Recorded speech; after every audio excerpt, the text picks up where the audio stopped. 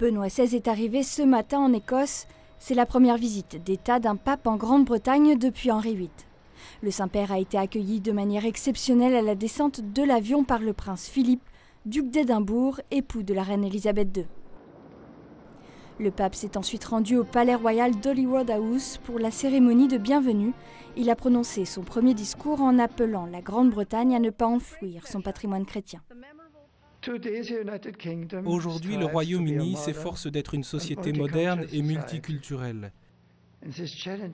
Dans ce noble défi, puisse-t-il garder toujours son respect pour les valeurs traditionnelles et les expressions de la culture que des formes plus agressives de sécularisme n'estiment ni ne tolèrent même plus.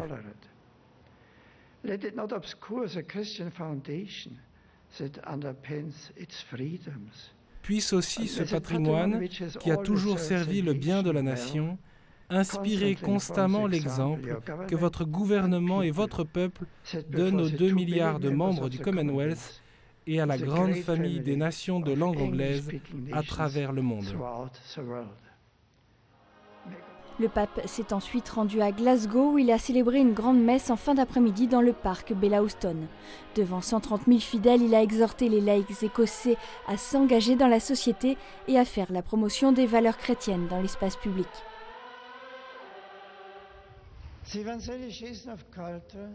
L'évangélisation de la culture est d'autant plus importante de nos jours, alors qu'une dictature du relativisme menace d'obscurcir l'immuable vérité sur la nature humaine, sa destinée et son bien suprême. Certains cherchent aujourd'hui à exclure la croyance religieuse du discours public et à la limiter à la sphère privée, ou même à la dépeindre comme une menace pour l'égalité et pour la liberté. Pourtant, la religion est en fait une garantie de liberté et de respect authentique, car elle nous conduit à considérer chaque personne comme un frère ou une sœur. Pour cette raison, je lance un appel particulier à vous, les fidèles laïcs, en accord avec votre vocation et votre mission baptismale, à être non seulement des exemples de foi dans la vie publique, mais aussi à introduire et à promouvoir dans le débat public l'argument d'une sagesse et d'une vision de foi.